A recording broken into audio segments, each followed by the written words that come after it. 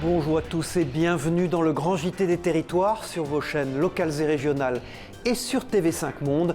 Voici les titres de l'actualité. Un nouveau dispositif contre la Covid-19, le premier VaxiDrive, a ouvert cette semaine ses portes près de Montpellier. Via Occitanie nous montrera qu'il est pratique de se faire vacciner tout en restant au volant de sa voiture. Aux Antilles, l'aide s'organise après l'entrée en éruption du volcan de la Soufrière.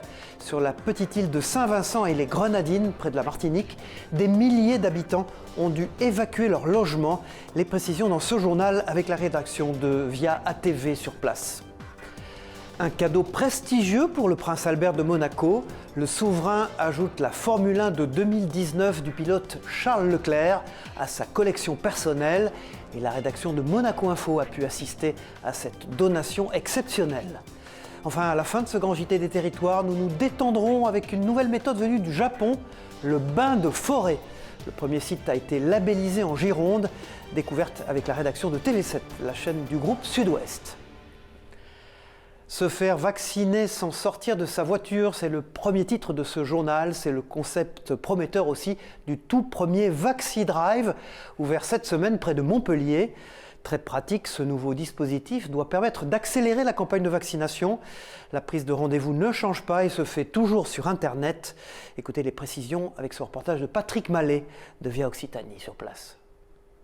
Bonjour, alors ceci sont vos papiers de vaccination. Venant d'Agde jusqu'à la clinique Saint-Jean à Montpellier, M. Sabatier est l'un des tout premiers en France à se faire vacciner sans sortir de sa voiture. Moi, ça m'évite d'aller chercher une place au parking, tout ça et tout. On arrive, on se fait les choses, on se repose, on s'en va, et ça c'est le top. Ça y est, c'est fait. Ma fille a pris rendez-vous pour moi et je découvre aujourd'hui le dispositif. 1000 personnes sont aujourd'hui vaccinées par semaine dans cette clinique. L'ouverture de ce VaxiDrive devrait permettre d'en vacciner le double. C'est un peu comme si nous venions vous vacciner chez vous. Voilà, la voiture, c'est comme un domicile. Donc voilà, on a voulu simplifier et faire en sorte que cette vaccination soit accessible à tous. Pour gagner la guerre contre la pandémie, il fallait intensifier la vaccination. Et on a réfléchi à toutes les pistes qui pouvaient nous permettre de vacciner plus. Et on a vu ce qui se passait dans d'autres pays, comme aux États-Unis, où effectivement il existe déjà des VaxiDrive. Et je pense que ça, c'était un bon exemple. Et on a voulu faire un petit peu comme eux, c'est-à-dire faire des choses simples, efficaces. Avec 10 millions de primo-vaccinés à ce jour, les VaxiDrive, s'ils se développent, devraient permettre la montée en puissance de la vaccination en France. L'objectif affiché du gouvernement étant d'atteindre les 30 millions de Français vaccinés d'ici la fin du mois de juin. Il fallait le faire, on l'a fait, on est tranquille. Voilà, c'est ça. Il faut qu'on s'en sorte de cette pandémie quand même. Il va arriver un moment qu'on va pas rester 50 ans comme ça quand même. Et c'est l'autre grande nouveauté dans la bataille contre le coronavirus. Les autotests sont arrivés cette semaine en pharmacie. Dans les Yvelines, les premières livraisons se sont tout de même fait un peu attendre, comme a pu le constater Éléonore Sinoquet de TV78 dans les Yvelines donc. Le gouvernement a annoncé qu'ils avaient le droit d'être vendus en pharmacie à partir du 12. Ce qui ne veut pas dire qu'ils seront présents en pharmacie à partir du 12. Des autotests de la Covid-19 qui se font attendre dans les officines. En ce premier jour d'autorisation de vente, les clients vont donc devoir patienter. On va pouvoir leur dire prochainement, parce qu'on n'a pas encore les tests. On ne peut pas s'avancer maintenant, on a les prix, on a à qui on peut les donner, donc c'est déjà une bonne chose qu'on puisse répondre quelque chose aux patients. Des réceptions de leurs commandes, les pharmacies vendront ces autotests une trentaine d'euros par lot de 5. Pour le propriétaire de la pharmacie de l'Espace Saint-Quentin, pas sûr que ses clients adhèrent. Les gens n'ont pas l'air de vouloir se précipiter pour acheter les autotests, sachant que les tests antigéniques classiques sont gratuits. Sont gratuits, pas payés de leur poche. Donc ils préfèrent faire les tests antigéniques classiques plutôt d'acheter les autotests qui sont vendus par 5 aux alentours de 30 euros la boîte. Donc bon. Payant pour le grand public, mais la sécurité sociale pourra prendre en charge ce coût, notamment pour les personnes travaillant avec des personnes âgées ou handicapées. Ces autotests devraient donc arriver dans le courant de la semaine dans les pharmacies yvelinoises. Les premières semaines des vacances d'avril se terminent en France. Des vacances, vous le savez, réaménagées pour contrôler l'épidémie sur tout le territoire. Alors que de nombreux Français ont dû rester chez eux avec leurs enfants, d'autres ont eu la chance de s'exiler. C'est notamment le cas de retraités près de Rennes qui ont décidé de passer le confinement au camping. Reportage de Philippe Berthoud pour nos partenaires de TVR à Rennes. Le camping des Chevrets à Saint-Coulon compte 284 résidents propriétaires de leur mobil-home, mais seuls 10 d'entre eux ont choisi d'y passer le confinement. C'est le cas pour ces jeunes retraités sartois qui bénéficient ici d'une magnifique vue sur la Manche et sur l'île Bénard. Oh, je dis autant en profiter d'être à la Guémoret, qui est un site assez chouette, c'est chouette pour nous, au bord de mer. Donc on va essayer d'en profiter pendant un mois, donc on prépare la saison. On fait un grand nettoyage comme d'habitude et là on prend notre temps. Même démarche pour Lydie qui est venue ici avec ses petits-enfants profiter du grand air. Pour elle, son mobil-home a tous les avantages d'une résidence secondaire. On a vraiment tout ce qu'il nous faut, on a le confort, on a le chauffage là parce que quand même les nuits c'est un peu frisqué, mais quand le soleil est là c'est génial. Et on a tout ce qu'il faut, il y a le jardin, il y a tout ce qu'il faut, la plage juste à côté, un lieu de rêve ici. Conséquence du confinement, les clients habitués du début de saison, notamment les étrangers en camping-car, ne sont pas venus. Ainsi, une partie du personnel du camping a été placée sous le régime de l'activité partielle en attendant la fin du mois d'avril. La grosse période intéressante pour nous au mois de mai, c'est autour des ponts de l'Ascension. Donc ça, c'est vraiment quelque chose qu'il ne faut pas qu'on rate cette année. Le camping des Chevrets compte au total 600 emplacements, dont 75 mobil-homes disponibles à la location. Aux Antilles, l'aide humanitaire en provenance de la Martinique arrive progressivement à Saint-Vincent. Alors que le volcan est toujours en éruption là-bas, les 45 tonnes de matériel d'eau potable et de vivres convoyés par l'armée mardi soir sont arrivés à bon port. L'heure est au déchargement. Sur place, les envoyés spéciaux de Via ATV Martinique, Loïc Régis et Jean-Marc Dabreux. La frégate Ventose est bien arrivée ici à Kingston, à Saint-Vincent, vous le savez. Nous sommes partis de Fort-de-France avec dans les soutes du matériel, notamment de l'eau à destination de la population qui en a besoin depuis les éruptions de la Soufrière. Alors on espère faire ça en 5 heures, on verra, ça va dépendre un petit peu de beaucoup de choses. Cette eau va tout de suite être distribuée aux sinistrés. Écoutez les précisions d'une représentante de la Croix-Rouge de Saint-Vincent, c'est elle qui est à l'organisation de la distribution de l'eau. Nous organisons la distribution logistique avec la compagnie de l'eau et les autorités. Ils nous disent où il n'y a absolument pas d'eau dans le pays et nous dirigeons les camions et chargements. Ce matin, vers les communes et vers les gens qui ont un besoin critique d'eau. Ils vont aussi prendre les 25 mètres cubes d'eau du bateau et les distribuer aux citernes qui partent vers les maisons. Il y a l'aide française, mais aussi l'aide d'autres territoires de la Caraïbe, notamment le Venezuela, mais aussi Trinidad, qui apportent en plus d'eau aussi des groupes électrogènes qui permettront de pallier les difficultés donc, de production d'électricité sur l'île. Une nouvelle éruption a frappé l'île de Saint-Vincent avec de nouvelles retombées de cendres, notamment sur le nord de l'île. Nous vous en parlions déjà la semaine dernière dans le Grand JT des territoires. Le gel a fait beaucoup de dégâts dans les vergers et les vignobles français. Dans la Loire notamment, sur certaines parcelles comme le Pilat, 80% de la récolte pourrait être perdue. Pour aider le monde agricole, le gouvernement a déclaré l'état de calamité agricole et promis des enveloppes exceptionnelles. Adrien Blétry de TL7 s'est rendu à Marcilly-le-Châtel pour rencontrer un vigneron très touché. Regardez. Maxime Gillier possède 18 hectares de vignes à Marcilly-le-Châtel. Ce jeune viticulteur se souviendra du jeudi 8 avril 2021. Les moins 6 degrés constatés au lever du soleil ont détruit plus de 50% des bourgeons qui étaient sur le point d'éclore. Peut-être que les 50% qui restent, il n'y aura pas mieux. Donc peut-être que ça va être zéro. On voit là 1, 2, 3, 4, 5, 6 sur 10. Ça fait 60% de perte. 60% sur cette branche-là, mais le véritable pourcentage de perte pourrait être établi dans 2 semaines environ. Dans tous les cas, le vin se fera plutôt rare en 2022. Là, c'est la vendange 2021, donc le temps de faire le vin, etc., de l'élever. Il arrive sur le marché au printemps 2022.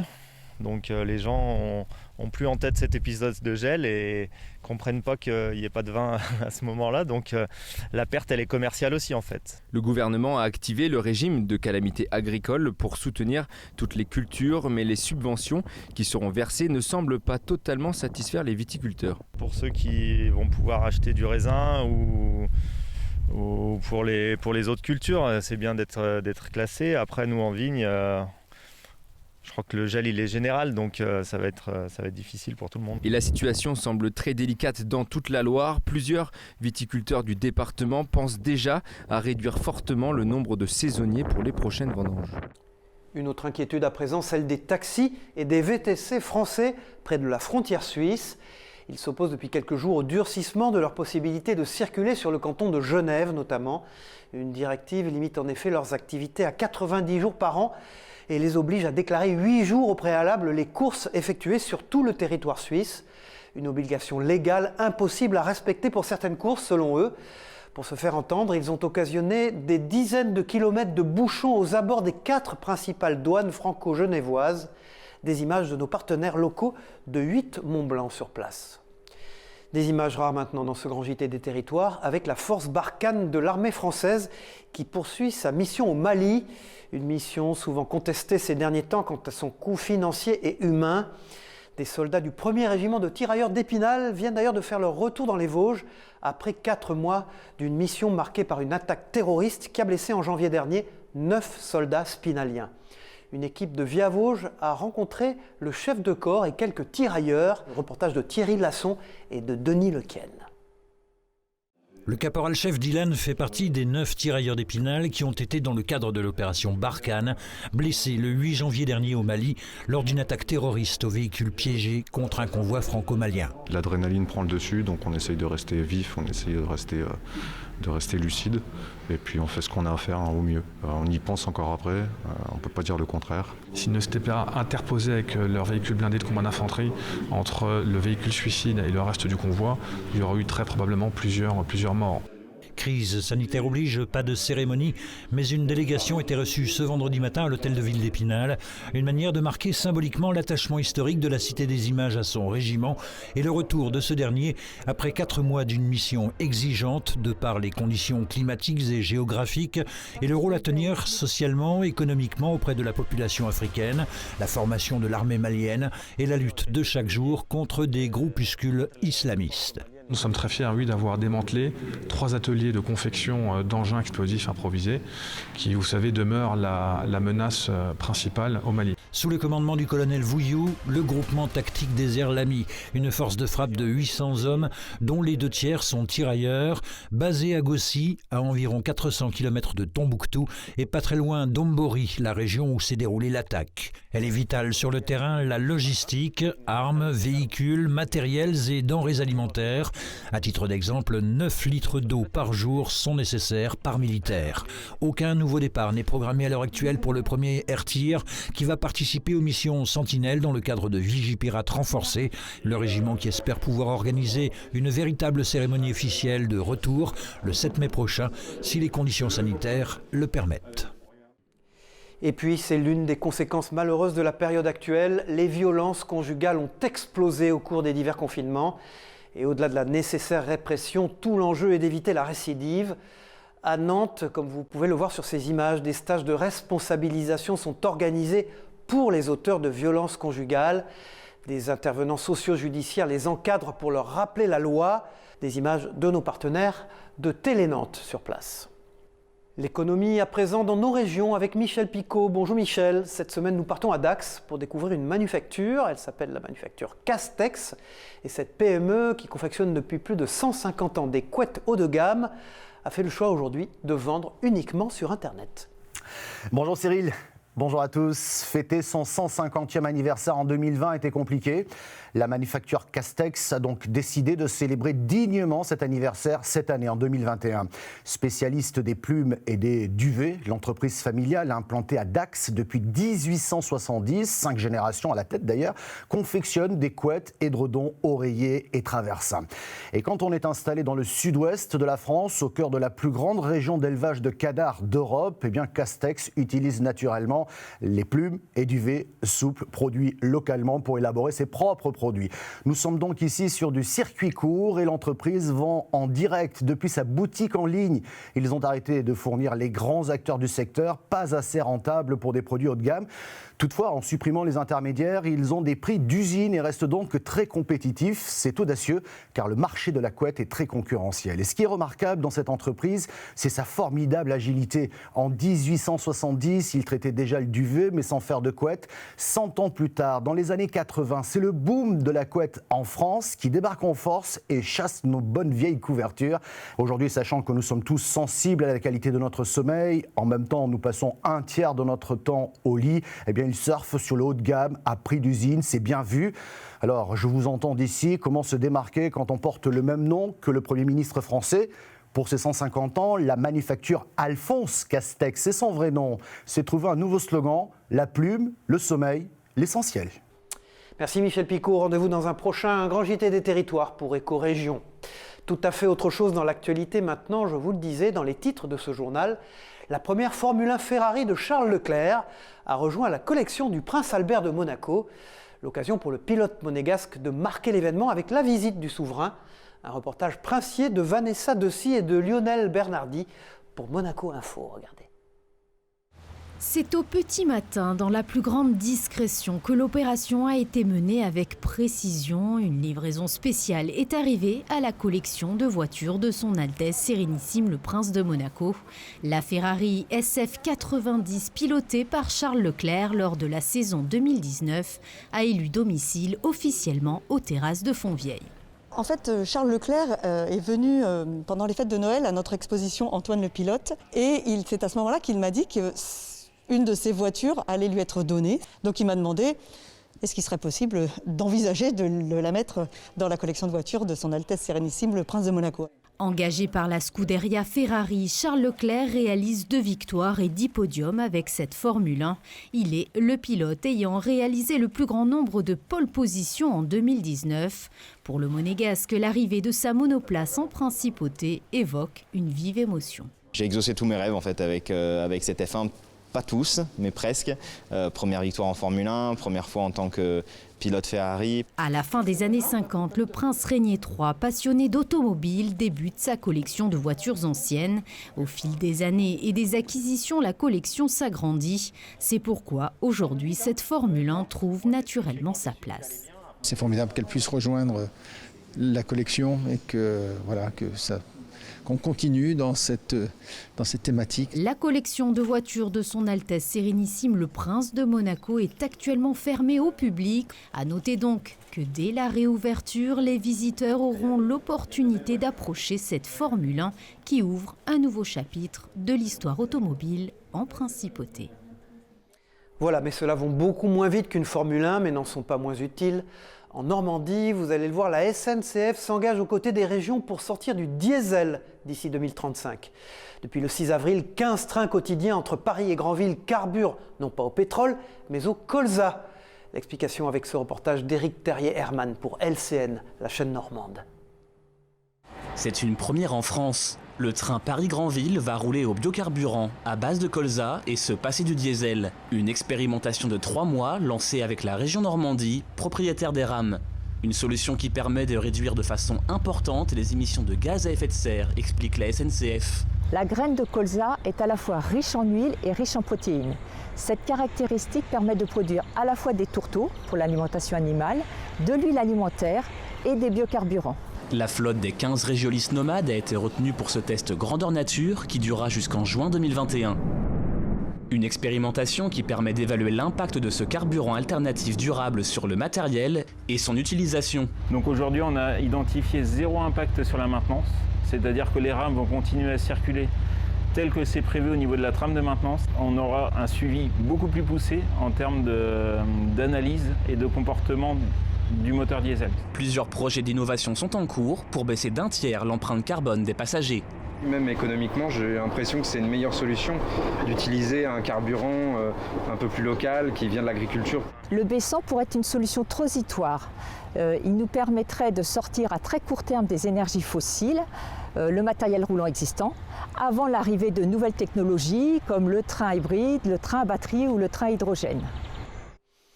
Nous nous rendons dans le Gers maintenant, où le paisible village de Ligarde est devenu en quelques années un haut lieu de la magie blanche. Dans l'ancienne ferme familiale, le maire de la commune, Pierre Dulon, a décidé de consacrer sa vie à combattre les forces occultes. Pourtant, rien ne destinait l'ancien enfant de chœur, réélu aux dernières élections municipales, à devenir la bête noire de Satan ou de Belzébuth. Un témoignage recueilli par Clément Gassi pour notre partenaire La Dépêche du Midi sur place. Il y a des fois que quand une personne rentre, on voit de suite qu'elle est possédée, de suite, par rapport à ses yeux, par son comportement. Et des fois, on pense un simple envoûtement, et elle est possédée. Il faut dire une chose, que le démon, il est très malin. C'est pour ça qu'on appelle le malin. À Paris maintenant, des habitants ont commémoré récemment la Commune de Paris. Un épisode historique et à visée sociale qui a débuté en mars 1871 et qui aura duré 2 mois dans la capitale. Cette déambulation captée par les caméras de Télébocal visait notamment à rendre hommage au rôle des femmes lors de cette insurrection.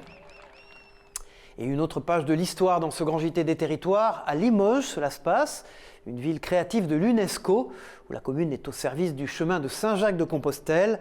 Le pèlerinage actuel qui passe par le centre-ville à partir du pont Saint-Étienne va être doublé d'un autre itinéraire vers le pont Saint-Martial. L'objectif est là-bas de profiter des bords de la Vienne. Précision sur place de nos amis de la rédaction de 7 à Limoges.